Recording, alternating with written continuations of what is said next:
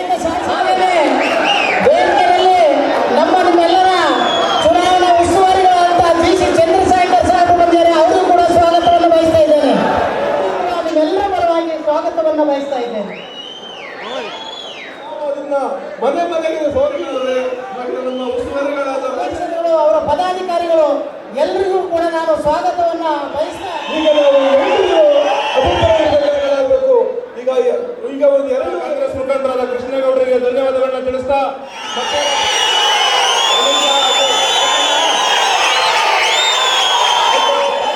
ಒಂದು ಕೆಲಸ ಉಳಿದಿರೋದನ್ನ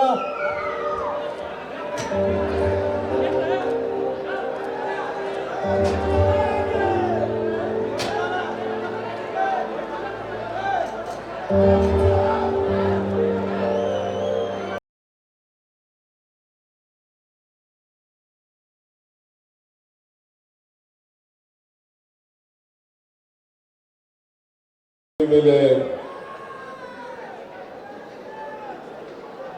ಆಸೀನರಾಗಿರ್ತಕ್ಕಂಥ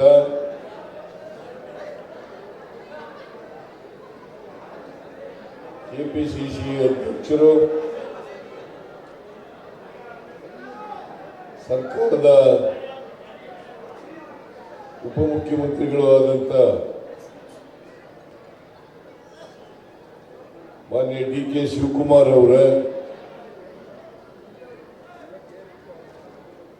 ಈ ಜಿಲ್ಲೆಯ ಉಸ್ತುವಾರಿ ಸಚಿವರು, ಸಹಕಾರ ಇಲಾಖೆಯ ಸಚಿವರು ಆದಂಥ ಕೆ.ಎನ್. ರಾಜಣ್ಣ ಅವರ,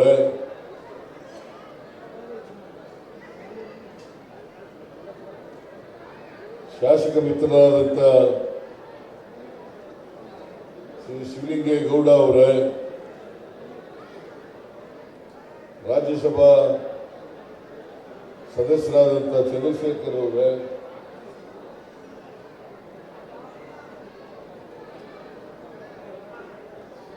ಜಿಲ್ಲಾ ಕಾಂಗ್ರೆಸ್ಸಿನ ಅಧ್ಯಕ್ಷರಾದಂಥ ಶ್ರೀ ಲಕ್ಷ್ಮಣ್ ಅವರ,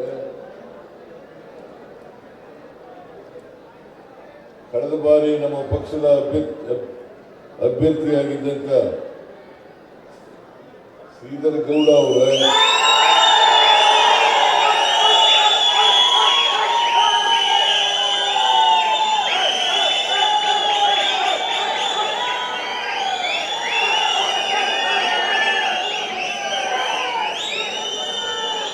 ನಮ್ಮ ಪಕ್ಷದಲ್ಲೇ ಇದ್ದು ಈಗ ಮತ್ತೆ ನಮ್ಮ ಪಕ್ಷಕ್ಕೆ ವಾಪಸ್ ಆಗಿರ್ತಕ್ಕಂಥ ಶ್ರೀ ಕೃಷ್ಣೇಗೌಡ ಅವರ,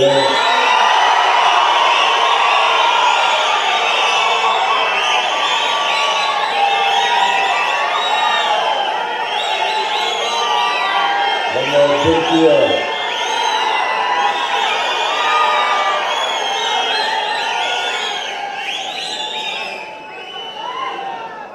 ತಾಯಿ ಶ್ರೀಮತಿ ಅನುಪಮ ಅವರೇ,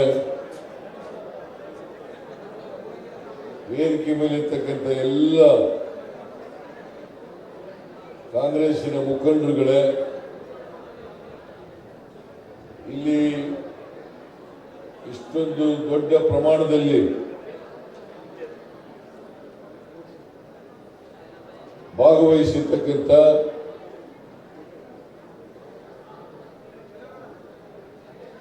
ಎಲ್ಲ ಆತ್ಮೀಯ ಕಾರ್ಯಕರ್ತ ಬಂಧುಗಳೇ, ತಾಯಂದಿರೇ,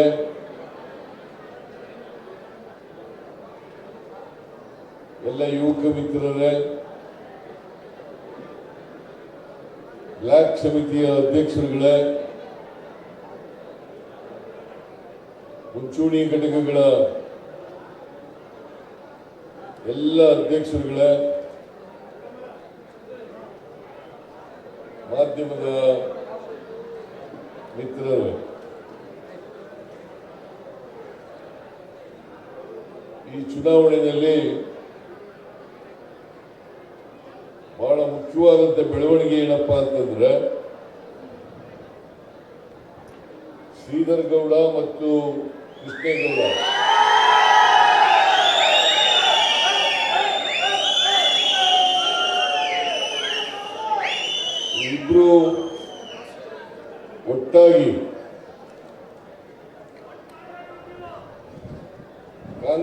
ಅಭ್ಯರ್ಥಿಯ ಪರವಾಗಿ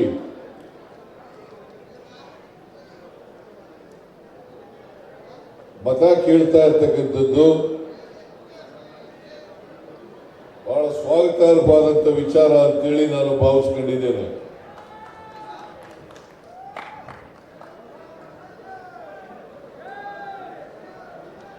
ಕೃಷ್ಣೇಗೌಡರು ಇತ್ತೀಚೆಗೆ ಕಾಂಗ್ರೆಸ್ ಪಕ್ಷವನ್ನು ಸೇರ್ಕೊಂಡಿದ್ದಾರೆ.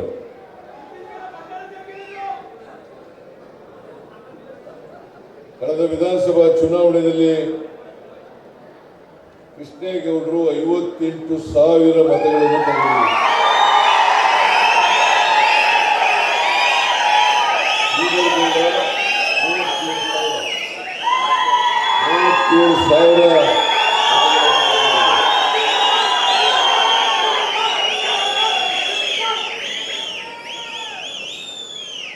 ಜೆಡಿಎಸ್ ಅಭ್ಯರ್ಥಿ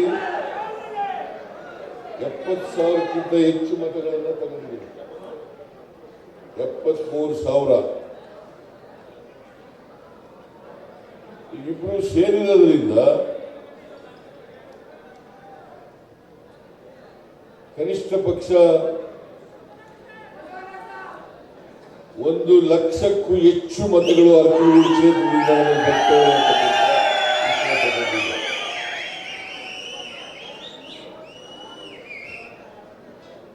ನಾನು ಅವ್ರಿಗೆ ಹೇಳಿದ್ದೀನಿ, ಶ್ರೀಧರ್ ಗೌಡರಿಗೆ ಮತ್ತು ಕೃಷ್ಣೇಗೌಡರಿಗೆ, ಅರಕಲಗೂಡು ಕ್ಷೇತ್ರದಿಂದ ಕನಿಷ್ಠ 30,000 ನೀರನ್ನು ಕೊಡಬೇಕು ಅಂತ ಹೇಳಿದ್ದೀನಿ. ನಿಮಗೂ ಕೂಡ ಮನವಿ ಮಾಡ್ತೇನೆ. ನಿಮ್ಮ ಉತ್ಸಾಹ ನೋಡಿದ್ರೆ 30,000 ಲೀಡ್ ಕೊಡಿಸೋದೇನು ಕಷ್ಟ ಇಲ್ಲ.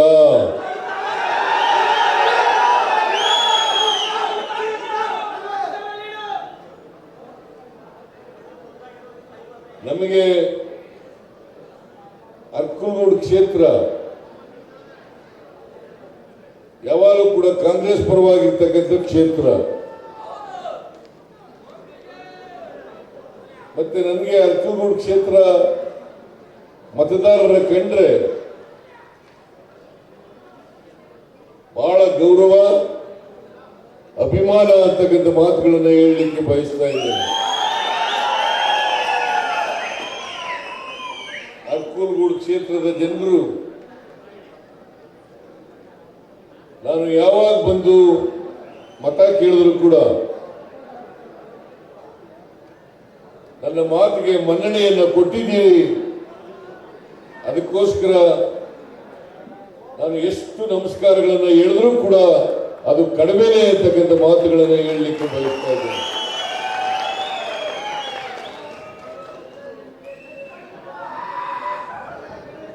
ಈ ಚುನಾವಣೆಯಲ್ಲಿ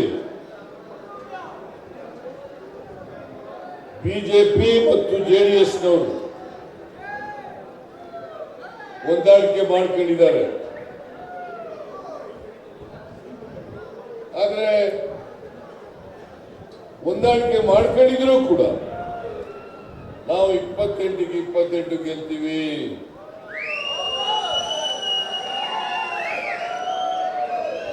28ಕ್ಕೆ 28 ಗೆಲ್ತೀವಿ.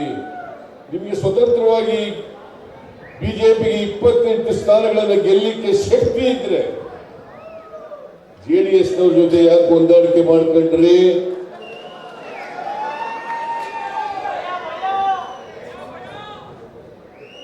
ಕಾರಣ ಯಾಕಪ್ಪ ಅಂತಂದ್ರೆ ಬಿಜೆಪಿ ಅವರು ಸ್ವತಂತ್ರವಾಗಿ ನಿಂತಿದ್ರೆ, ಜೆಡಿಎಸ್ನವರು ಸ್ವತಂತ್ರವಾಗಿ ನಿಂತಿದ್ರೆ ನಾವು ಸೋಲ್ತೀವಿ ಅಂತಕ್ಕಂಥ ಭಯದಿಂದ ಇವತ್ತು ಕಾಂಗ್ರೆಸ್ಸಿಗೆ ವಿರುದ್ಧವಾಗಿ ಬಿಜೆಪಿ ಮತ್ತು ಜೆಡಿಎಸ್ನವರು ಹೊಂದಾಣಿಕೆ ಮಾಡಿಕೊಂಡಿದ್ದಾರೆ. ನಾನು ನಿರೀಕ್ಷೆ ಮಾಡಿದ್ದೆ ದೇವೇಗೌಡರು ಯಾವತ್ತೂ ಕೂಡ ಬಿಜೆಪಿ ಜೊತೆ ಹೋಗಲ್ಲ ಅಂತ ಅನ್ಕೊಂಡಿದ್ದೆ. ಯಾಕಂತಂದ್ರೆ JDS ಹುಟ್ಟಿದಂದಿನಿಂದ ಮೊನ್ನೆವರೆಗೂ ಕೂಡ ದೇವೇಗೌಡರು ಬಿಜೆಪಿಯನ್ನ ವಾಚಾಮಗೋಚರವಾಗಿ ಬೈತಾ ಇದ್ರು. ಅದು ಒಂದು ಕೋಮುವಾದಿ ಪಕ್ಷ, ದೇಶವನ್ನು ಒಡಿತಕ್ಕಂಥ ಪಕ್ಷ, ಜನರಲ್ಲಿ ದ್ವೇಷದ ಭಾವನೆಯನ್ನು ಉಂಟು ಮಾಡಿ ದ್ವೇಷವನ್ನು ಸಾಧಿಸತಕ್ಕಂಥ ಪಕ್ಷಗಳ ಭಾರತೀಯ ಜನತಾ ಪಕ್ಷ ಒಂದು ಕೋಮುವಾದಿ ಪಕ್ಷ ಅಂತೇಳಿ ದೇವೇಗೌಡರು ಪದೇ ಪದೇ ಹೇಳ್ತಿರೋ. ಅದಕ್ಕೋಸ್ಕರನೇ ಜನತಾ ದಳ ಸೆಕ್ಯುಲರ್ ಅಂತ ಇಟ್ಕೊಂಡಿದ್ದೀವಿ. ನಾನು ಅದಕ್ಕೆ ಹೇಳಿದೆ ದೇವೇಗೌಡರಿಗೆ, ನೀವು ಕೋಮುವಾದಿಗಳ ಜೊತೆ ಸೇರ್ಕೊಂಡಿರೋದ್ರಿಂದ ದೇವೇಗೌಡ್ರೆ ಆ ಜನತಾ ದಳ ಆ ಸೆಕ್ಯುಲರ್ ಅಂತ ಪದ ಇದೆಯಲ್ಲ ಅದನ್ನ ತೆಗೆದಾಕ್ಬಿಡ್ರಿ ಅಂತ ಹೇಳಿದ್ರು. ಯಾಕಂತಂದ್ರೆ ನೀವು ಕೂಡ ಕೋಮುವಾದಿಗಳಾಗ್ಬಿಟ್ಟಿದ್ದೀರಿ. ಹೌದಾ ಅಲ್ಲ? ದೇವೇಗೌಡರು ಕೂಡ ಕೋಮುವಾದಿಗಳಾಗ್ಬಿಟ್ಟಿದ್ದಾರೆ. ಇತ್ತೀಚೆಗೆ ನೀವು ದೇವೇಗೌಡರ ಸ್ಟೇಟ್ಮೆಂಟ್ ನೋಡಿರ್ಬೇಕು. ಏನಂತ ಹೇಳಿದ್ದಾರೆ ಅಂತಂದ್ರೆ, ನರೇಂದ್ರ ಮೋದಿ ಅವರು ನನ್ನನ್ನು ಬಹಳ ಪ್ರೀತಿಸ್ತಾರೆ, ನನಗೂ ದೇವೇಗೌಡರಿಗೂ ಅವಿನಾವ ಭಾವ ಸಂಬಂಧ ಇದೆ ಅಂತ ಹೇಳಿದ್ರು. ನಾನು ಅವರಿಗೆ ಜ್ಞಾಪಿಸಿದೆ, ಗೌಡ್ರೆ ಕಳೆದ ಲೋಕಸಭಾ ಚುನಾವಣೆಯಲ್ಲಿ ಇನ್ನೊಂದು ಜನ್ಮ ಇದ್ರೆ ನಾನು ಮುಸಲ್ಮಾನಾಗಿ ಹುಡ್ತೀನಿ ಅಂತ ಹೇಳಿದ್ರಲ್ರಿ. ಒಂದು ವೇಳೆ 2019ರಲ್ಲಿ ಹೇಳಿದ್ದದು ನರೇಂದ್ರ ಮೋದಿ ಅವರು ಮತ್ತೆ ಪ್ರಧಾನಮಂತ್ರಿ ಆದರೆ ನಾನು ಈ ದೇಶದಲ್ಲಿ ಇರಲ್ಲ ಇಷ್ಟೆಲ್ಲ ಹೇಳಿ ಮೊನ್ನೆ ನಾನು ರಾಹುಲ್ ಗಾಂಧಿ ಅವರು ಕಳೆದ ಲೋಕಸಭಾ ಚುನಾವಣೆಯಲ್ಲಿ ಹಾಸನಕ್ಕೆ ಬಂದಿದ್ದಾಗ ರಾಹುಲ್ ಗಾಂಧಿ ಅವರು JDS ಬಿಜೆಪಿಯ ಬಿ ಟೀಮ್ ಅಂತ ಕರೆದರು. ಅದಕ್ಕೆ ಕೆಂಡ ಮಂಡಲವಾಗೋಗ್ಬಿಟ್ರು ದೇವೇಗೌಡರು. ಇದನ್ನ ಸಿದ್ದರಾಮಯ್ಯನವರೇ ರಾಹುಲ್ ಗಾಂಧಿ ಅವರಿಗೆ ಹೇಳಿ ಈ ಮಾತನ್ನ ಹೇಳಿಸಿರೋದು ಅಂತ ಹೇಳಿದ್ರು. ಇಷ್ಟೆಲ್ಲ ದೇವೇಗೌಡರೇ ಕೋಮುವಾದಿ ಬಿಜೆಪಿ ಬಗ್ಗೆ ಮಾತನಾಡದಂತ ನೀವು ಇವತ್ತು ಬಾಯ್ ಬಾಯ್ ಬಾಯ್ ಅಂತ ಸೇರ್ಕೊಂಡಿದ್ದೀರಲ್ಲ, ನಿಮ್ಮನ್ನ ಯಾರು ನಂಬ್ತಾರೆ ಹೇಳಿ ಗೌಡ್ರೆ? ಇದನ್ನು ಹೇಳಿದಾಗ ದೇವೇಗೌಡರು ಹೇಳಿದ್ರು, ನನಗೆ ಸಿದ್ದರಾಮಯ್ಯನಿಗೆ ಗರ್ವ ಬಂದ್ಬಿಟ್ಟಿದೆ, ಅದರಿಂದ ನನ್ನ ಶಕ್ತ ಸಿದ್ದರಾಮಯ್ಯನವ್ರಿಗೆ ಗರ್ವಭಂಗವನ್ನ ಭಂಗಪಡಿಸೋದೇ ನನ್ನ ಕೆಲಸ ಅಂತೇಳಿ ದೇವೇಗೌಡರು ಹೇಳಿದರು. ನಾನು ಹೇಳಿದೆ, ದೇವೇಗೌಡ್ರೆ ನನಗೆ ಅಧಿಕಾರ ಇರಲಿ ಅಧಿಕಾರ ಇಲ್ಲದೆ ಹೋಗಲಿ, ಗರ್ವ ಅಂತೂ ಇಲ್ಲವೇ ಇಲ್ಲ, ಗರ್ವ ಇದ್ರಲ್ಲೂ ಗರ್ವಭಂಗ ಮಾಡೋದು ಅಂತ ಹೇಳಿದ್ರು. ಗರ್ವ ಇದ್ರಲ್ಲ ಗರ್ವಭಂಗ ಮಾಡೋದು? ಇವತ್ತೇನಾದ್ರೂ ನಮಗೆ ಶಕ್ತಿ, ರಾಜಕೀಯವಾಗಿ ಶಕ್ತಿ ಇದ್ದಿದ್ರೆ ನಿಮ್ಮೆಲ್ಲರ ಆಶೀರ್ವಾದದಿಂದ ಹೊರತು ಬೇರೆಯವರಿಂದ ಅಲ್ಲ ಅಂತ ಮಾತುಗಳನ್ನು ದೇವೇಗೌಡರು ಏನೇ ಮಾತಾಡಿದ್ರು ಕೂಡ, ಏನೇ ನನ್ನ ಬಗ್ಗೆ ಟೀಕೆ ಮಾಡಿದ್ರು ಕೂಡ ನಿಮ್ಮ ಎಲ್ಲಿವರೆಗೆ ನಿಮ್ಮ ಆಶೀರ್ವಾದ ಇರ್ತದೆ ಅಲ್ಲಿವರೆಗೆ ಯಾರು ಏನೂ ಮಾಡಲಿಕ್ಕೆ ಸಾಧ್ಯ ಇಲ್ಲ.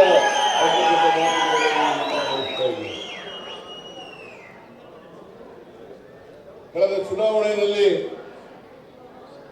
ಯಾಕಂತಂದ್ರೆ ನಮ್ಮ ಜೊತೆ ಅಲಯನ್ಸ್ ಮಾಡ್ಕೊಂಡಿದ್ರು JDSನವರು. ನಾನು ಅರ್ಕೂಗೂಡು ಬಂದಿರಲಿಲ್ಲ, ಹಳ್ಳಿ ಮೈಸೂರಿಗೆ ಬಂದಿದ್ದೆ. ದೇವೇಗೌಡ ನಾನು ಇಬ್ಬರು ಜೊತೆಯಲ್ಲಿ ಬಂದಿದ್ದೆ. ಆಗ ಪ್ರಜ್ವಲ್ ರೇವಣ್ಣವರನ್ನ ಗೆಲ್ಲಿಸಿ ಅಂತೇಳಿ ನಿಮ್ಮಲ್ಲಿ ಮನವಿ ಮಾಡಿದ್ದೆ.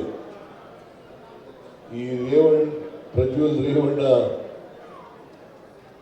ಲೋಕಸಭಾ ಸದಸ್ಯನಾದ ಮೇಲೆ ಅರ್ಕಲಗೂಡು ಇರಲಿ, ಹಾಸನ ಪಾರ್ಲಿಮೆಂಟ್ ಕಾನ್ಸ್ಟಿಟ್ಯೂನ್ಸಿ ಇರಲಿ, ಕರ್ನಾಟಕಕ್ಕೆ ಏನೂ ಮಾಡಿಲ್ಲ. ಕರ್ನಾಟಕದ ಪರವಾಗಿ, ಕನ್ನಡಿಗರ ಪರವಾಗಿ ಧ್ವನಿ ಎತ್ತಕ್ಕಂಥ ಕೆಲಸವನ್ನು ಮಾಡಲಿಲ್ಲ. ಮಾಡಿದಾರ? ಏನಾದ್ರು ಮಾಡಿದಾರ? ಬಡವರ ಪರವಾಗಿ ಮಾಡಿಲ್ಲ. ಅದಕ್ಕೋಸ್ಕರ ಪ್ರಜ್ವಲ್ ರೇವಣ್ಣ ಪಾರ್ಲಿಮೆಂಟ್ ನಲ್ಲಿ ಒಂದು ದಿನ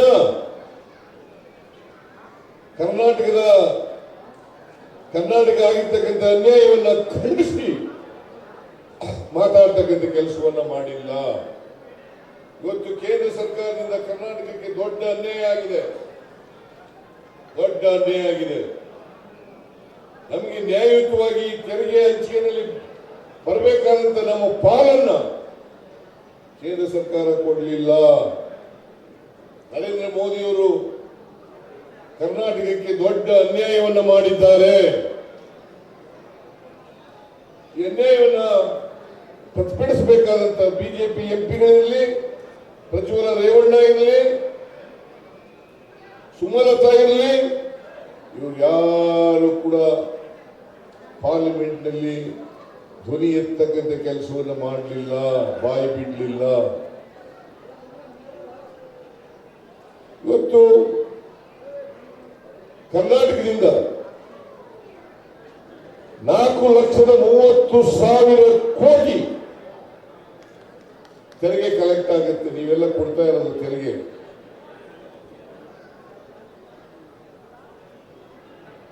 $4,30,000 ಕೋಟಿನಲ್ಲಿ ನಮಗೆ ಬರ್ತಾ ಇರ್ತಕ್ಕಂಥದ್ದು ಬರೀ 55,000 ಕೋಟಿ. ಎಲ್ಲ ಕೇಂದ್ರ ಸರ್ಕಾರನೇ ಉಳಿಸ್ಕೊಳ್ತದೆ.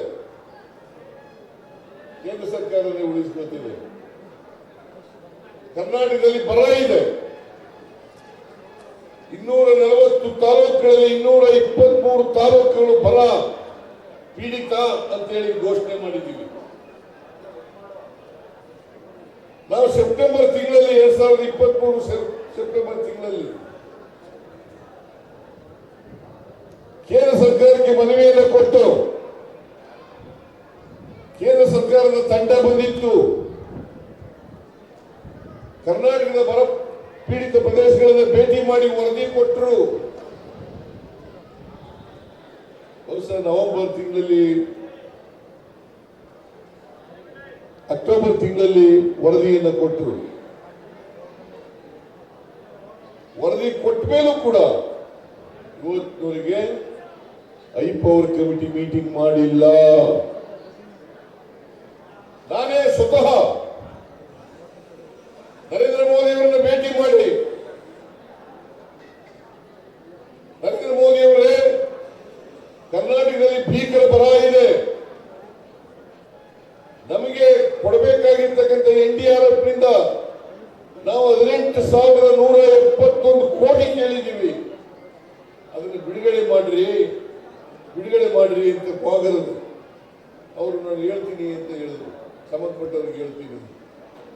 ನೆಕ್ಸ್ಟ್ ಡೇ ಡಿಸೆಂಬರ್ 19ನೇ ತಾರೀಕು ಪ್ರಧಾನಮಂತ್ರಿಗಳನ್ನು ಭೇಟಿ ಮಾಡಿದ್ರು. ಡಿಸೆಂಬರ್ 20ಕ್ಕೆ ಅಮಿತ್ ಶಾ ಅವರನ್ನು ಭೇಟಿ ಮಾಡಿದೆ. ಅಮಿತ್ ಶಾ ಅವರು, ನಾನು ಮತ್ತು ಕೃಷ್ಣ ಬೈರೇಗೌಡ ಇಬ್ರು ಭೇಟಿ ಮಾಡಿದ್ದು.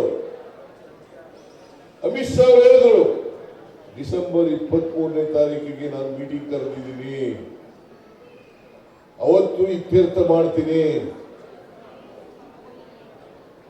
ಅದನ್ನು ಹೇಳಿದವರು ಇವತ್ತಿನವರೆಗೆ ಒಂದು ಮೀಟಿಂಗೂ ಕರೆದಿಲ್ಲ.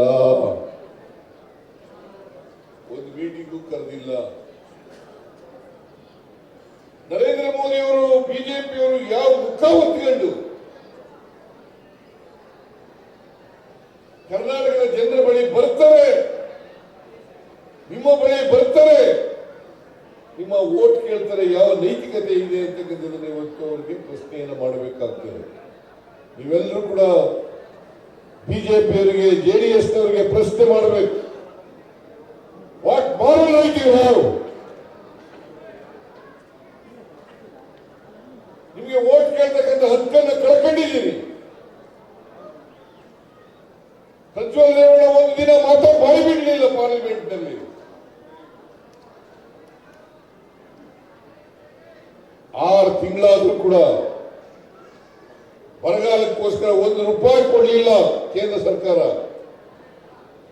ನಾವು ಅನಿವಾರ್ಯವಾಗಿ ಸುಪ್ರೀಂ ಕೋರ್ಟ್ಗೆ ಹೋಗಬೇಕಾಗಿ ಬಂತು. ಸುಪ್ರೀಂ ಕೋರ್ಟ್ ನಲ್ಲಿ ಅಟಾರ್ನಿ ಜನರಲ್ ಮತ್ತು ಸಾಲಿಸಿಟರ್ ಜನರಲ್ ಕೇಂದ್ರ ಸರ್ಕಾರದ ಪರವಾಗಿ 15 ದಿನಗಳಲ್ಲಿ ಇತ್ಯರ್ಥ ಮಾಡ್ತೀವಿ ಅಂತ ಕೇಂದ್ರ ಸರ್ಕಾರದ ಮುಂದೆ ನೋಟಿಸ್ ಕೊಡೋದು ಬೇಡ, ನಾವು ಇತ್ಯರ್ಥ ಮಾಡ್ತೀವಿ ಅಂತ ಒಪ್ಪಿದ್ರು. ನಾವು ಕಾಯ್ತಾ ಇದ್ದೀವಿ. ಇತ್ಯರ್ಥ ಮಾಡ್ತಾರೆ ಅಂತಕ್ಕಿಂತ ಮಾಡಿ ರಾಜ್ಯ ಸರ್ಕಾರಕ್ಕೆ ಬರಬೇಕಾಗಿರ್ತಕ್ಕಂಥ ಪರಿಹಾರವನ್ನು ಕೊಡ್ತಾರೆ ಅಂತ ಹೇಳಿ ಕಾಯ್ಕೊಂಡಿದ್ದೀವಿ. ಕೊಡದೆ ಹೋದ್ರೆ ಸುಪ್ರೀಂ ಕೋರ್ಟ್ನಲ್ಲಿ ವಾದವನ್ನು ಮಂಡಿಸ್ತಕ್ಕಂಥ ಕೆಲಸವನ್ನು ನಾವು ಮಾಡ್ತೇವೆ. ಸೊ ಇಷ್ಟೊಂದು ಅನ್ಯಾಯ ಆಗಿದ್ರು ಕೂಡ ಪ್ರಜ್ವಲ್ ರೇವಣ್ಣ ಆಗಲಿ ಬಿಜೆಪಿ ಎಂಪಿಗಳಾಗಲಿ ಒಂದು ದಿನ ಬಾಯಿ ಬಿಡಲಿಲ್ಲ. ಕರ್ನಾಟಕದ ಜನರ ಬಗ್ಗೆ ಮಾತಾಡದೇ ಇರ್ತಕ್ಕಂಥ ಇಂಥ ಲೋಕಸಭಾ ಸದಸ್ಯರಿಗೆ ವೋಟ್ ಕೊಡ್ತೀರಾ? ವೋಟ್ ಕೊಡ್ತೀರಾ? ವೋಟ್ ಕೊಡ್ಕೊಳ್ಳೋದು ಯಾವ ಕಾರಣಕ್ಕೂ ವೋಟ್ ಕೊಡ್ಕೊಡುದು. ನಮ್ಮ ಪಕ್ಷದ ಅಭ್ಯರ್ಥಿಗೆ ತಾವೆಲ್ಲರೂ ಕೂಡ ಈ ಸಾರಿ ಆಶೀರ್ವಾದ ಮಾಡಬೇಕು ಅಂತ ಹೇಳಿ ಕೇಳ್ಕೊಳ್ಳಿಕ್ಕೆ ಬಂದಿದ್ದೇನೆ. ನಾನು ಡಿ ಕೆ ಶಿವಕುಮಾರ್ ಎಲ್ಲರೂ ಕೂಡ ಇದು 3ನೇ ಸಭೆ. ಹೊಳೆನರಸೀಪುರ ನೆಕ್ಸ್ಟ್ ಸಭೆ ಇದೆ, ಆಮೇಲೆ ಚನ್ನರಾಯಪಟ್ಟಣದ ಸಭೆ ಇದೆ. ಅದರಿಂದ ಹೆಚ್ಚು ಮಾತನಾಡ್ಲಿಕ್ಕೆ ಹೋಗಲ್ಲ. ನರೇಂದ್ರ ಮೋದಿಯವರು 2014ರಲ್ಲಿ ಪ್ರಥಮ ಬಾರಿಗೆ ಈ ದೇಶದ ಪ್ರಧಾನಮಂತ್ರಿ ಆದರು. 10 ವರ್ಷ ಪೂರೈಸಿದ್ರು. ಈಗಾಗಲೇ 10 ವರ್ಷಗಳಲ್ಲಿ ಅವ್ರು ಹೇಳಿದಂತ ಯಾವ ಭರವಸೆಯೂ ಕೂಡ ಈಡೇರಿಸಿಲ್ಲ. ರೈತರು ಸಮಸ್ಯೆಗಳು, ರೈತರು ಅನೇಕ ವರ್ಷಗಳಿಂದ ಪ್ರತಿಭಟನೆಯನ್ನು ಮಾಡ್ತಾ ಇದ್ದಾರೆ, ಹೋರಾಟವನ್ನು ಮಾಡ್ತಾ ಇದ್ದಾರೆ. ಇದೇ ನರೇಂದ್ರ ಮೋದಿ ಅವರು ಒಪ್ಪಿಕೊಂಡಿದ್ರು ಕಳೆದ ಲೋಕಸಭಾ ಚುನಾವಣೆಯಲ್ಲಿ. ನಾವು ಸ್ವಾಮಿನಾಥನ್ ವರದಿಯನ್ನ ಯಥಾವತ್ತಾಗಿ ಜಾರಿ ಕೊಡ್ತೇವೆ, ರೈತರು ಬೆಳೆದಂತ ಬೆಳೆಗಳಿಗೆ ನ್ಯಾಯಯುತವಾದಂತ ಬೆಲೆ ಕೊಡ್ತೀವಿ ಅಂತ ಹೇಳಿದ್ರು. ರೈತರು ಡಿಮ್ಯಾಂಡ್ ಮಾಡ್ತಾ ಇರ್ತಕ್ಕಂಥದ್ದು ನಮಗೆ ಮಿನಿಮಮ್ ಸಪೋರ್ಟ್ ಪ್ರೈಸ್ ಅನ್ನ ಕೊಡಿ, ಅದಕ್ಕೆ ಕಾನೂನನ್ನು ಮಾಡಿ ಅಂತ ಹೇಳಿದ್ರೆ ಇವತ್ತಿನವರಿಗೆ ಮಾಡಲಿಕ್ಕಿಲ್ಲ. ರೈತರಿಗೆ ಮೋಸ ಮಾಡಿದ್ರು. ಅದಕ್ಕೆ ಕಾಂಗ್ರೆಸ್ನವರು ಇವತ್ತು ತಮ್ಮ ಪ್ರಣಾಳಿಕೆಯಲ್ಲಿ ಇದನ್ನ ಗಂಭೀರವಾಗಿ ಪರಿಗಣಿಸಿ ಈ ದೇಶದ ರೈತರಿಗೆ ನಮಗೆ ನಾವು ಅಧಿಕಾರಕ್ಕೆ ಬಂದರೆ, ಕಾಂಗ್ರೆಸ್ ಅಧಿಕಾರಕ್ಕೆ ಬಂದರೆ MSP ಬಗ್ಗೆ ಏನು ಸ್ವಾಮಿನಾಥನ್ ವರದಿ ಕೊಟ್ಟಿದ್ದಾರೆ ಅದ್ರಲ್ಲಿ 100 ರೂಪಾಯಿ ಖರ್ಚಾದ ವ್ಯವಸಾಯಕ್ಕೆ, ಅದು ಭತ್ತ ಬೆಳೆಯಕ್ಕಿರ್ಲಿ, ರಾಗಿ ಬೆಳೆಯಕ್ಕಿರ್ಲಿ, ಜೋಳ ಬೆಳೆಯಕ್ಕಿರ್ಲಿ, ಕಬ್ಬು ಬೆಳೆಯಕ್ಕಿರ್ಲಿ, ಹತ್ತಿ ಬೆಳೆಯಕ್ಕಿರ್ಲಿ, ಗೋಧಿ ಬೆಳೆಯಕ್ಕಿರ್ಲಿ, ಯಾವುದೇ ಬೆಳೆ ಬೆಳೆದ್ರು ಕೂಡ ಅದಕ್ಕೆ ಎಷ್ಟು ತಗುತ್ತದೆ ಅದ್ರ ಮೇಲೆ 50% ಅನ್ನ ಸೇರಿಸಿ ಕೊಡ್ತೀವಿ ಅಂತಕ್ಕಂಥದ್ದು ಸ್ವಾಮಿನಾಥ್ ಅವರ ಅಧ್ಯಕ್ಷದಲ್ಲಿ ಕೊಟ್ಟಿರ್ತಕ್ಕಂಥ ವರದಿ. ಅದನ್ನ ಜಾರಿ ಮಾಡ್ತೇವೆ. ಜೊತೆಗೆ ರೈತರು ಏನ್ ಡಿಮ್ಯಾಂಡ್ ಮಾಡ್ತಾರೆ ಅದಕ್ಕೆ ಸಂಬಂಧಪಟ್ಟಂತ ಕಾನೂನನ್ನು ಕೂಡ ರಚನೆ ಮಾಡುತ್ತೇವೆ ಅಂತಕ್ಕಂಥ ಮಾತನ್ನು ಹೇಳಿದ್ದಾರೆ. ಅಷ್ಟೇ ಅಲ್ಲ, ರೈತರ ಎಲ್ಲ ಸಾಲ ಏನೇನು ಸಾಲ ಮಾಡಿದ್ದಾರೆ ಎಲ್ಲ ಸಾಲವನ್ನು ಕೂಡ ಮನ್ನಾ ಮಾಡುತ್ತೇವೆ.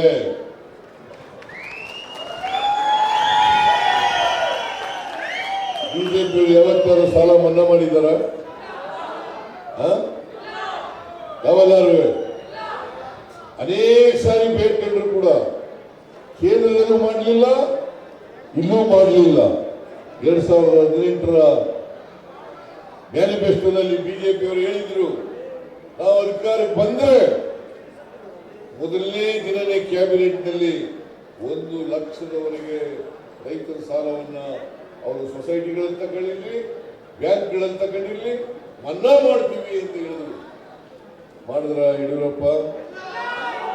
ಬಸವರಾಜ ಬೊಮ್ಮಾಯಿ ಮಾಡಿದ್ರ?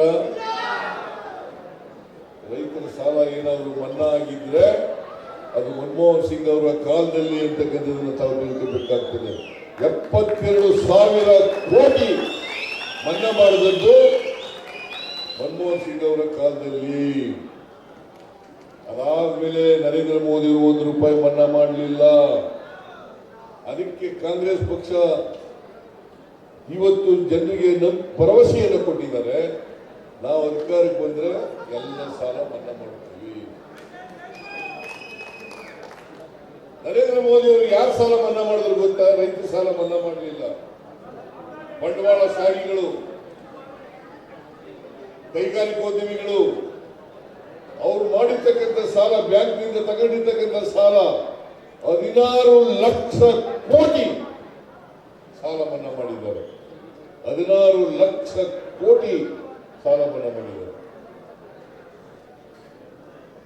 ದೇವೇಗೌಡರು ನಾನು ಮಣ್ಣಿನ ಮಗ, ರೈತರ ಮಗ ಅಂತ ಹೇಳ್ತಿರ್ತಾರಲ್ಲ, ಯಾವತ್ತಾದರೂ ನೀವು ಬಂಡವಾಳಶಾಹಿಗಳಿಗೆ, ಕೈಗಾರಿಕೋದ್ಯಮಿಗಳಿಗೆ ಸಾಲ ಮನ್ನಾ ಮಾಡಿದ್ದೀರಿ, ರೈತರ ಸಾಲ ಮನ್ನಾ ಮಾಡಿ ಅಂತ ಯಾವತ್ತಾರು ರಾಜ್ಯಸಭೆಯಲ್ಲಿ ಪ್ರಸ್ತಾಪ ಮಾಡಿದಾರ?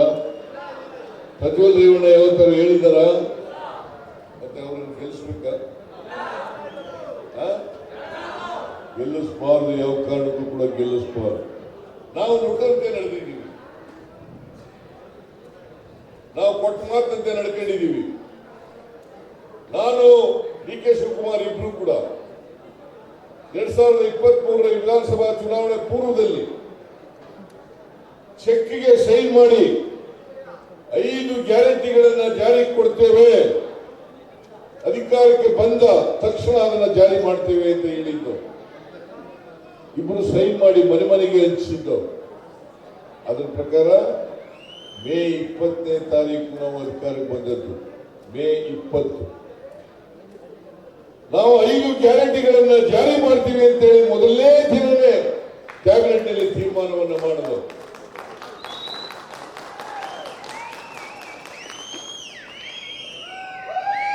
ಮೇ 20ನೇ ತಾರೀಕು ಪ್ರಮಾಣ ವಚನ, ಜೂನ್ 11ನೇ ತಾರೀಕಿಗೆ ಶಕ್ತಿ ಯೋಜನೆಯನ್ನು ಜಾರಿ ಕೊಟ್ಟು ಇಲ್ಲಿವರೆಗೆ ಶಕ್ತಿ ಯೋಜನೆಯಲ್ಲಿ 191 ಕೋಟಿ ಮಹಿಳೆಯರು ಫ್ರೀಯಾಗಿ ಸರ್ಕಾರದ ಬಸ್ನಲ್ಲಿ ಪ್ರಯಾಣ ಮಾಡಿದ್ದಾರೆ. ಅದಾದ್ಮೇಲೆ ಜುಲೈನಲ್ಲಿ ಅನ್ನಭಾಗ್ಯ ಕಾರ್ಯಕ್ರಮ ಜಾರಿ ಕೊಟ್ಟವು, ಗೃಹ ಜ್ಯೋತಿ ಕಾರ್ಯಕ್ರಮ ಜಾರಿ ಕೊಟ್ಟವು, ಗೃಹಲಕ್ಷ್ಮಿ ಕಾರ್ಯಕ್ರಮ ಜಾರಿ ಕೊಟ್ಟವು, ಗೃಹಲಕ್ಷ್ಮಿ ಕಾರ್ಯಕ್ರಮ ಜಾರಿ ಕೊಟ್ಟವು, ಯುವ ನಿಧಿ ಜಾರಿ ಕೊಟ್ಟವು. ಅಧಿಕಾರಕ್ಕೆ ಬಂದ 8 ತಿಂಗಳಲ್ಲಿ ಎಲ್ಲ 5 ಗ್ಯಾರಂಟಿಗಳನ್ನು ಕೂಡ ಜಾರಿ ಮಾಡೋದು. ನಮಗೆ ನಿಮ್ಮ ವೋಟ್ ಕೇಳಲಿಕ್ಕೆ ಹಕ್ಕಿದೆಯಲ್ವಾ? ಹಕ್ಕಿದೆಯಲ್ಲ?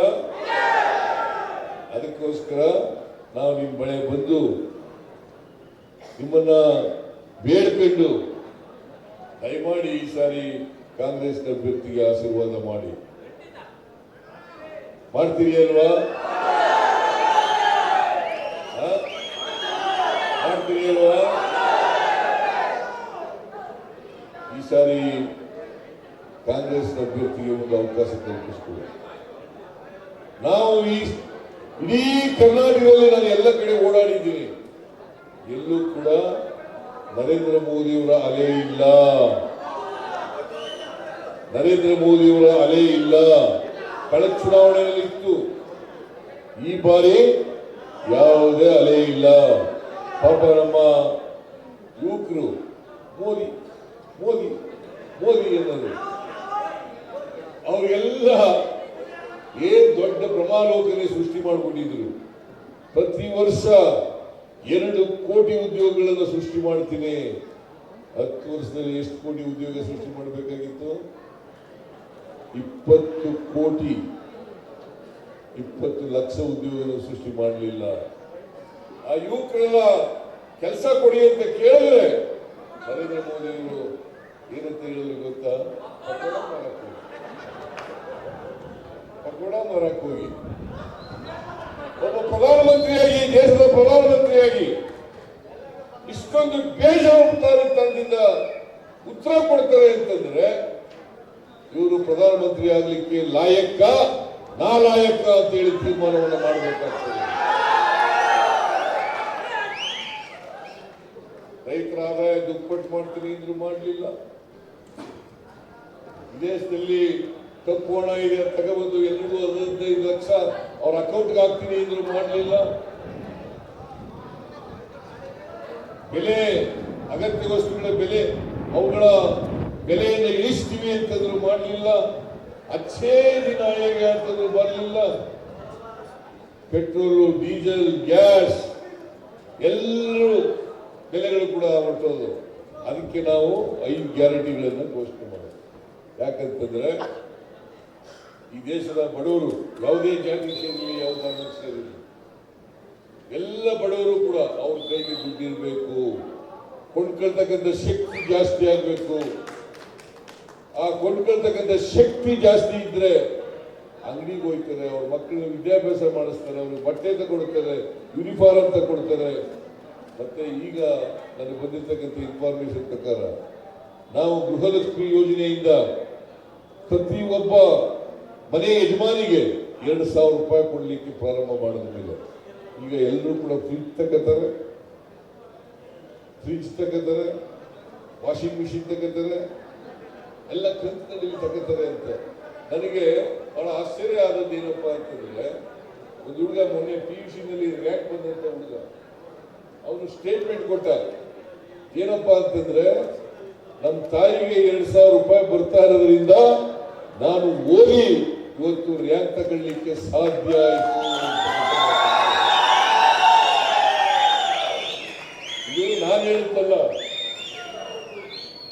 ಯಾರು PUC ನಲ್ಲಿ ರ್ಯಾಂಕ್ ತಗೊಂಡಿದ್ದಾರೆ ಆ ವಿದ್ಯಾರ್ಥಿ ಹೇಳಿದಂತ ಮಾತು. ಅಷ್ಟರ ಮಟ್ಟಿಗೆ ನಮಗೆ ತೃಪ್ತಿ ತಂದಿದೆ, ಸಮಾಧಾನ ತಂದಿದೆ. ಯಾಕಂತಂದ್ರೆ ಪ್ರತಿ ಕುಟುಂಬಕ್ಕೆ ತಿಂಗಳಿಗೆ 4ರಿಂದ 5 ಸಾವಿರ ರೂಪಾಯಿ ಕೊಡ್ತಾ ಇದ್ದೀವಿ. 4ರಿಂದ 5 ಸಾವಿರ ರೂಪಾಯಿ.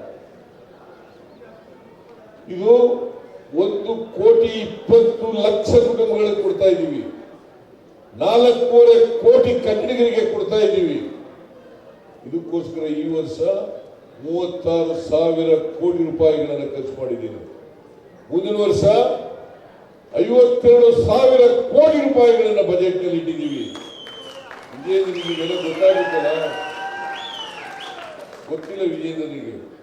ಕಳೆದ 9 ತಿಂಗಳಿಂದ ಇವೆಲ್ಲರೂ ಕೂಡ ಗ್ಯಾರಂಟಿಗಳನ್ನೆಲ್ಲ ಜಾರಿ ಮಾಡಿದ್ದೀವಿ. ಮುಂದಿನ ವರ್ಷಕ್ಕೆ 52,000 ಕೋಟಿ ಇಟ್ಟಿದ್ದೀವಿ. ಈಗ ಬಿಜೆಪಿ ಒಂದು ಕಾಲದಲ್ಲಿ ಹೇಳ್ತಾ ಇದ್ರು 5 ಗ್ಯಾರಂಟಿಗಳನ್ನ ಜಾರಿ ಮಾಡಕ್ಕಾಗಲ್ಲ, ಮಾಡಿದ್ರೆ ಕರ್ನಾಟಕ ರಾಜ್ಯದ ಖಜಾನೆ ಖಾಲಿ ಆಗ್ಬಿಡ್ತದೆ ಅಂತೆಲ್ಲ ಹೇಳ್ತಾ ಇದ್ರು. ಈಗೇನು ಹೇಳ್ತಾರೆ, ಇದು ಚುನಾವಣೆ ಮೊದಲಿಗೆ ಮಾತ್ರ, ಆಮೇಲೆ ನಿಲ್ಲಿಸ್ಬಿಡ್ತಾರೆ. ನಾನು ಇವತ್ತು ನಿಮಗೆ ಭರವಸೆ ಕೊಡ್ತಾ ಇದ್ದೀನಿ, ಈ ರಾಜ್ಯದ ಜನರಿಗೆ ಭರವಸೆ ಕೊಡ್ತಿದ್ದೀನಿ.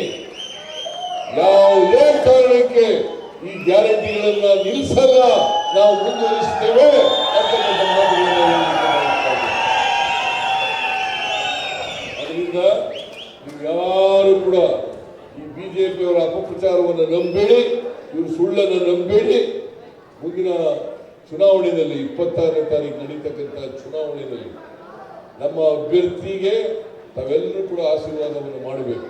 ಕೃಷ್ಣೇಗೌಡ ಮತ್ತು ಶ್ರೀಧರಗೌಡ ಇಬ್ರು ಒಟ್ಟಿಗೆ ಆಗಿರೋದ್ರಿಂದ ಅರ್ಕಲ್ಗೂಡಿನಲ್ಲಿ ಕನಿಷ್ಠ 30,000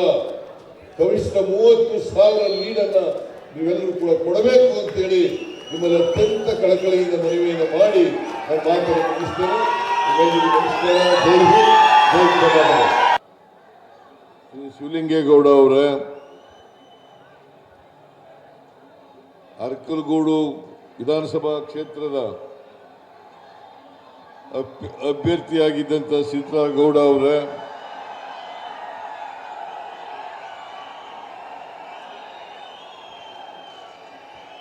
ಏನ್ ಮಳೆನ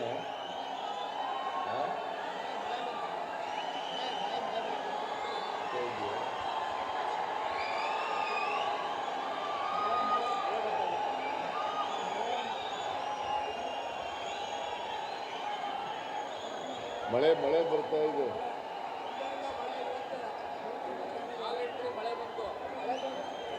ಮಳೆ ಬರಲಿ ಅಂತೇಳಿ ನಾವೆಲ್ಲರೂ ಕೂಡ ಪ್ರಾರ್ಥನೆ ಮಾಡೋಣ.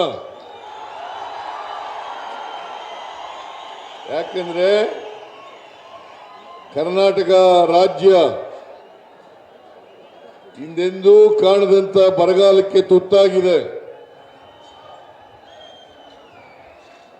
ಕೇಂದ್ರ ಸರ್ಕಾರನೂ ಕೂಡ ನಮ್ಮ ನೆರವಿಗೆ ಬರಲಿಲ್ಲ. ನಾವು ಮನವಿ ಕೊಟ್ಟು 6 ತಿಂಗಳಾಯ್ತು. 6 ತಿಂಗಳುಗಳಾದ್ರೂ ಕೂಡ ₹1 ಬಿಡುಗಡೆ ಮಾಡಲಿಲ್ಲ.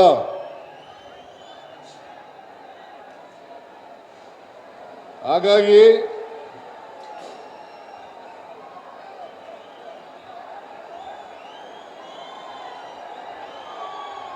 ಮಳೆ ಬಂದ್ರೆ ಬರಗಾಲದ ಸಮಸ್ಯೆಯನ್ನು ಬಗೆಹರಿಸಲಿಕ್ಕೆ ಸಾಧ್ಯ ಆಗ್ತದೆ. ನಾನು ಕಳೆದ ವಿಧಾನಸಭಾ ಚುನಾವಣೆಯಲ್ಲಿ ಬರಲಿಕ್ಕಾಗಲಿಲ್ಲ. ಒಂದು ವೇಳೆ ನಾನು ಬಂದಿದ್ರೆ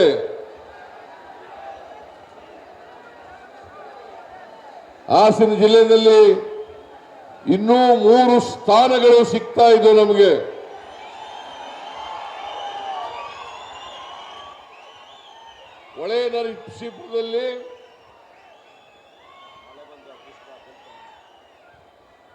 ಹೊಳೆನರಸೀಪುರದಲ್ಲಿ ನಮ್ಮ ಅಭ್ಯರ್ಥಿ 100ಕ್ಕೆ 100 ಗೆಲ್ತಾ ಇದ್ರು.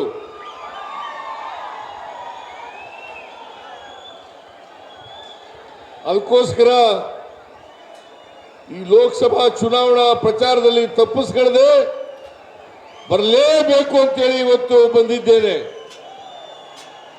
ನೀವೆಲ್ಲರೂ ಕೂಡ ನಮ್ಮ ಅಭ್ಯರ್ಥಿಗೆ ಆಶೀರ್ವಾದ ಮಾಡಿ ಲೋಕಸಭೆಗೆ ಕರೆಸಿಕೊಡ್ಬೇಕು ಅಂತೇಳಿ ನಿಮ್ಮಲ್ಲಿ ಅತ್ಯಂತ ಕಳಕಳಿಯಿಂದ ಪ್ರಾರ್ಥನೆಯನ್ನು ಮಾಡಲಿಕ್ಕೆ ಬಯಸ್ತಾ ಇದ್ದೇನೆ.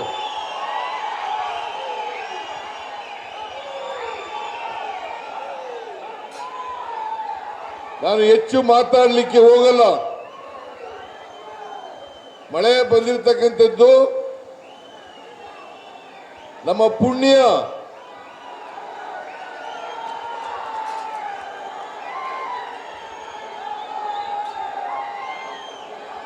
ಮಳೆ ಬಂದು ರೈತರು ಬಿತ್ತನೆ ಮಾಡಿ ಬೆಳೆ ತೆಗೆದ್ರೆ ಅದಕ್ಕಿಂತ ದೊಡ್ಡ ಸಂತೋಷ ನಮ್ಮ ಸರ್ಕಾರಕ್ಕೆ ಆಗ್ತಕ್ಕಂಥದ್ದು ಇಲ್ಲ ಅಂತಕ್ಕಂಥ ಮಾತುಗಳನ್ನು ಹೇಳಲಿಕ್ಕೆ ಬಯಸ್ತಾ ಇದ್ದೇನೆ. ನಿಮ್ಮ ಎಲ್ಲ ಉತ್ಸಾಹ ನೋಡಿದಾಗ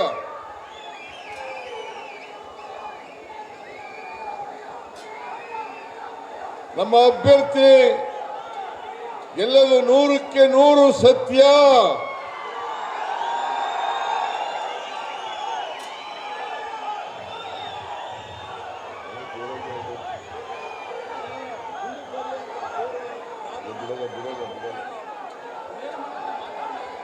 ಏನ್ ಮಾತಾಡೋದು?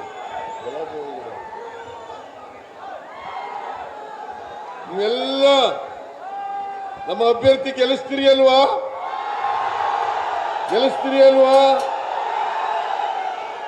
ನಮ್ಮ ಅಭ್ಯರ್ಥಿ ಗೆಲ್ಲಿಸಿದ್ರೆ ಅದೇ ನನಗೆ ಆಗ್ತಕ್ಕಂಥ ಸಂತೋಷ. ಹೊಳೆನರಸೀಪುರ ಕ್ಷೇತ್ರದ ಜನರು ಯಾವಾಗಲೂ ಕೂಡ ನನಗೆ ಬಹಳ ಅಭಿಮಾನದಿಂದ ಕಂಡಿದ್ದೀರಿ, ಪ್ರೀತಿಯಿಂದ ಕಂಡಿದ್ದೀರಿ. ಅದರಲ್ಲೂ ಹಳ್ಳಿ ಮೈಸೂರಿನವರು,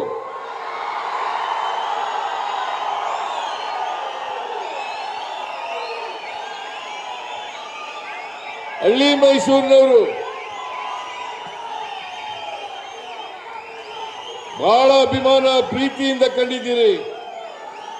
ಅದಕ್ಕೋಸ್ಕರ ನಾನು ನಿಮಗೆ ಯಾವಾಗಲೂ ಕೂಡ ಚಿರಋಣಿಯಾಗಿರ್ತೇನೆ ಅಂತಕ್ಕಂಥ ಮಾತುಗಳನ್ನ ಹೇಳಲಿಕ್ಕೆ ಬಯಸ್ತೇನೆ.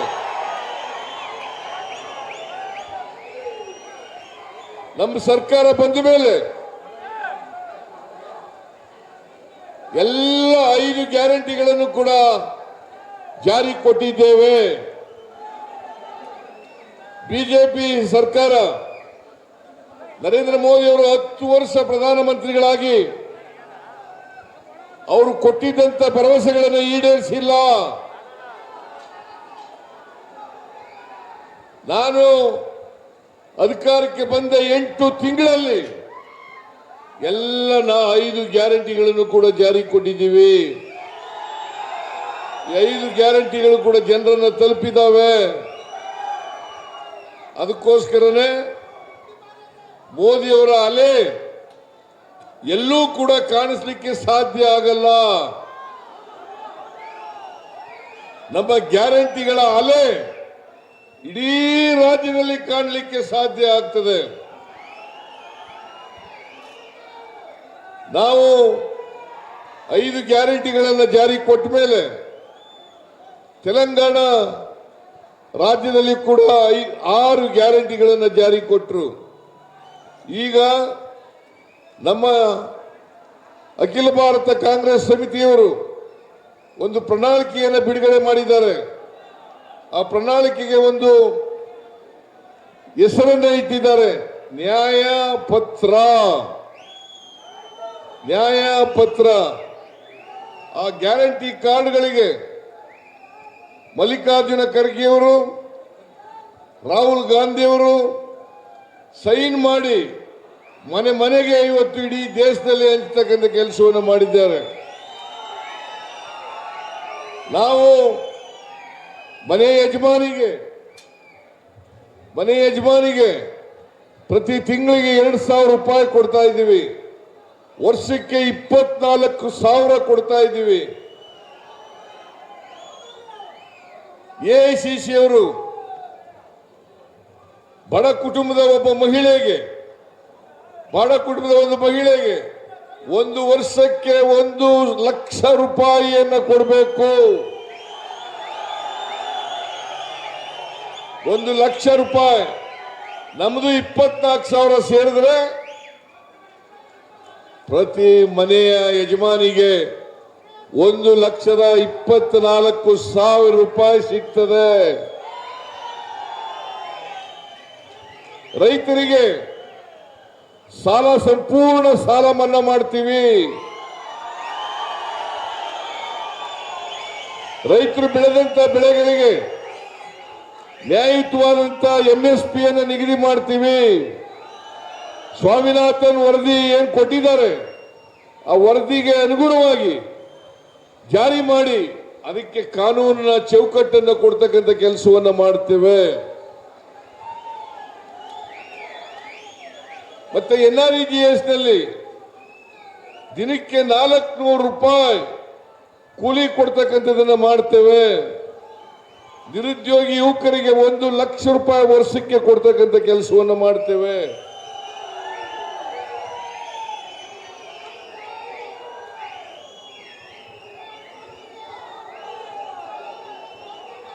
ಜಾತಿ ಗಣತಿಯನ್ನ ಮಾಡಿ ಯಾವ ಜಾತಿನಲ್ಲಿ ಇನ್ನೂ ಬಡತನ ರೇಖೆಯಿಂದ ಕೆಳಗಡೆ ಇದ್ದಾರೆ ಅವರಿಗೆ ಆರ್ಥಿಕವಾಗಿ ಸಾಮಾಜಿಕವಾಗಿ ಶಕ್ತಿ ಕೊಡ್ತಕ್ಕಂಥ ಕೆಲಸವನ್ನು ಸರ್ಕಾರ ಮಾಡುತ್ತದೆ.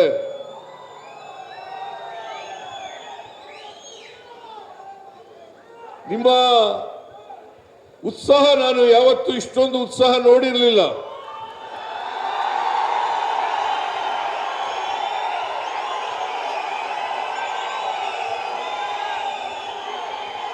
ಹೊಳೆ ನರಸೀಪುರ ಕ್ಷೇತ್ರದಲ್ಲಿ ಕನಿಷ್ಠ 25,000 ಲೀಡ್ ಬರಬೇಕು.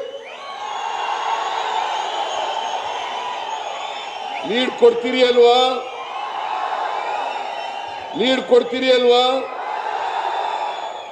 ನೀವೆಲ್ಲ 25,000 ಲೀಡ್ ಕೊಟ್ರೆ ನಮ್ಮ ಅಭ್ಯರ್ಥಿ 100 ಗೆದ್ದೇ ಗೆಲ್ತಾರೆ. ಜೆಡಿಎಸ್ ನ ಅಭ್ಯರ್ಥಿ ಸೋಲ್ತಾರೆ. ಅವರು ಏನು ಅಲಯನ್ಸ್ ಮಾಡ್ಕೊಂಡು 3 ಸೀಟ್ಗಳನ್ನು ತಗೊಂಡಿದ್ದಾರೆ.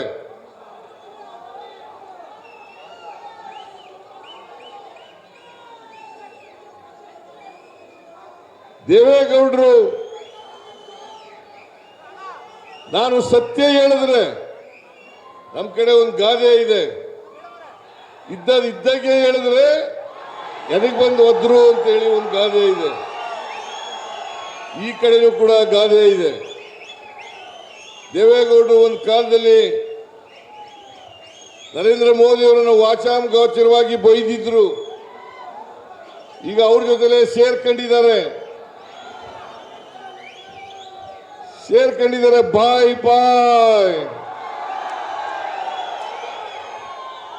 ಸೇರ್ಕೊಂಡು ಬಿಜೆಪಿ ಜೊತೆ ಕೋಮುವಾದಿಗಳ ಜೊತೆ ಸೇರ್ಕೊಂಡು ದೇವೇಗೌಡ ಮತ್ತು ಅವರೆಲ್ಲ ಪಕ್ಷ ಅವರು ಕೂಡ ಕೋಮುವಾದಿಗಳಾಗಿದ್ದಾರೆ.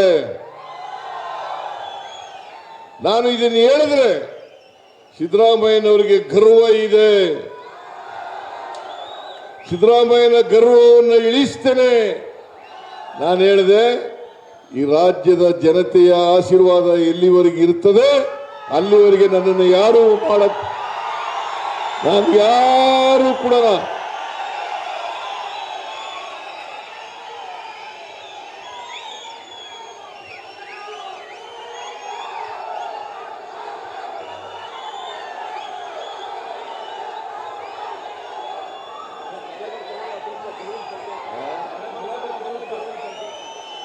ಯಾವಾಗಲೂ ಕೂಡ ಮಳೆ ಬಂದಿರತಕ್ಕಂಥದ್ದು ಶುಭ ಸಂಕೇತ.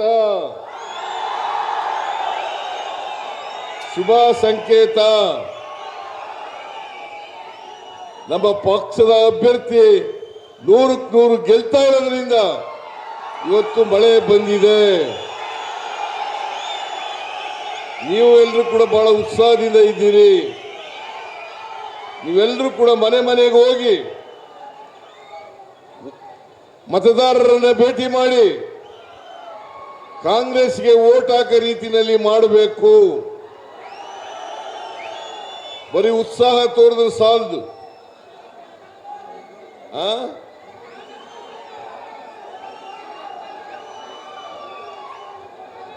ಪಾಪ ಅನುಪಮ 2 ಸಾರಿ ಸೋತಿದ್ರು.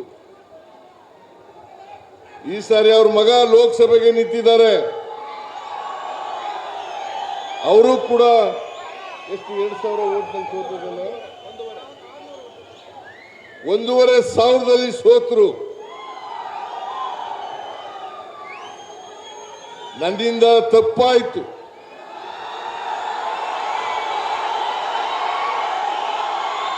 ಆ ತಪ್ಪನ್ನ ಸರಿ ಮಾಡಲಿಕ್ಕೋಸ್ಕರನೇ ಇವತ್ತು ಹೊಳೆ ನರಸೀಪುರ ವಿಧಾನಸಭಾ ಕ್ಷೇತ್ರಕ್ಕೆ ಹೋಗಲೇಬೇಕು ಅಂತೇಳಿ ತೀರ್ಮಾನ ಮಾಡಿ ನಾನು DK ಶಿವಕುಮಾರ್ ಬಂದಿರತಕ್ಕಂಥದ್ದು. ನಾನು ಈಗ ಚನ್ನರಾಯಪಟ್ಟಣಕ್ಕೆ ಹೋಗ್ಬೇಕು, ಕೊನೆ ಫಂಕ್ಷನ್ನು, ಅಲ್ಲಿಂದ ಮೈಸೂರಿಗೆ ಹೋಗ್ಬೇಕು. ಅದರಿಂದ ನಿಮ್ಮಲ್ಲಿ ಕೈ ಜೋಡಿಸಿ ಪ್ರಾರ್ಥನೆಯನ್ನು ಮಾಡ್ತೇನೆ. ನೀವೆಲ್ಲರೂ ಕೂಡ ಈ ಸಾರಿ ನಮ್ಮ ಅಭ್ಯರ್ಥಿಯನ್ನ ಗೆಲ್ಲಿಸಿ, ಹಾಸನ ಕ್ಷೇತ್ರದಲ್ಲಿ ಗೆಲ್ಲಿಸಿ ಅವರನ್ನು ಲೋಕಸಭೆಗೆ ಕಳಿಸಿಕೊಡಬೇಕು ಅಂತೇಳಿ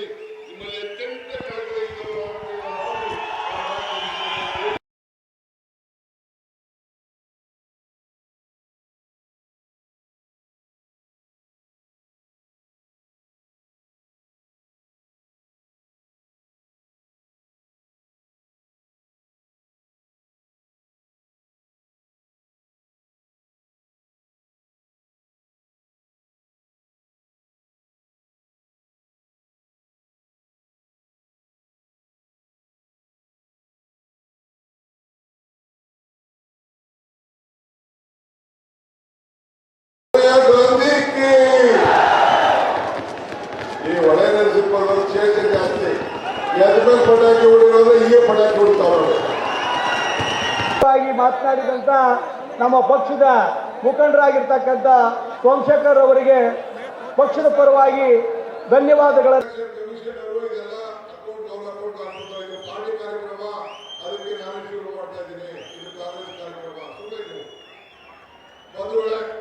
ಈಗ ತಮ್ಮನ್ನು ಉದ್ದೇಶಿಸಿ ಪಕ್ಷ ಸಂಘಟನೆ ಹಾಗೂ ಭಾರತೀಯ ಜನತಾ ಪಕ್ಷದ ನಡೆನುಡಿ ಹೇಗಿದೆ ಹಾಗೂ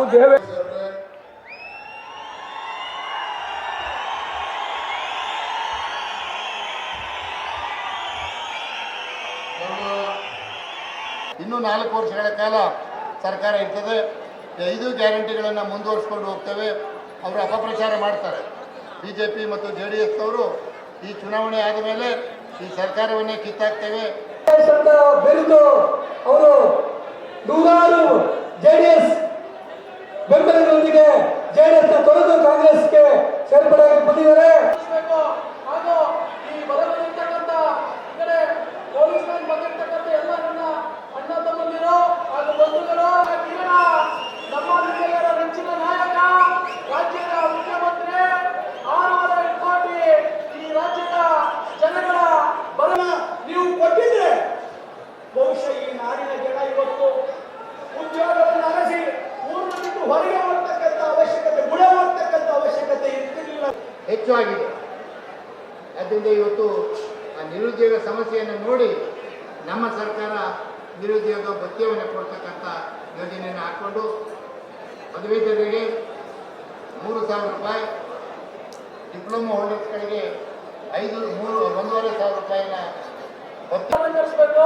ಕೆಲವೇ ನಿಮಿಷಗಳಲ್ಲಿ ನಮ್ಮ ನಾಯಕರು ವೇದಿಕೆಯನ್ನು ಅಲಂಕರಿಸಿದ್ದಾರೆ. ದಯಮಾಡಿ ಬಂಧುಗಳೇ ಬರಬೇಕು.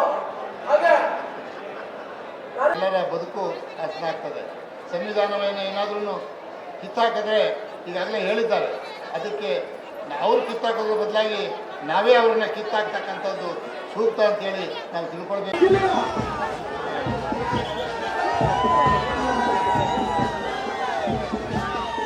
ಕಾರ್ಯಗತಗೊಳಿಸ್ತಕ್ಕಂಥ ಒಂದು ಪಕ್ಷ.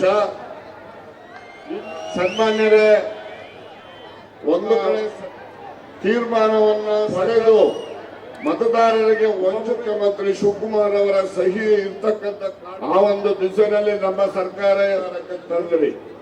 ಇವತ್ತು ಆ ಕಾರ್ಯ ನಿಂತಿರೋರು ಟೋಪಿ ನಾವು ನುಡಿದಂತೆ ನಡೆದಂತ ಸರ್ಕಾರ ಇವತ್ತು ಆ ಗ್ಯಾರಂಟಿಗಳನ್ನ ಜಾರಿ ಮಾಡಿದ್ದೇವೆ. ಇವತ್ತು ಸಿದ್ದರಾಮಣ್ಣ ಮತ್ತು DK ಶಿವಕುಮಾರ್ ಅವರು ಇಬ್ರು ಸಹಿಯನ್ನು ಮಾಡಿ ದಯಮಾಡಿ ಈ ಬಾರಿ ಏನು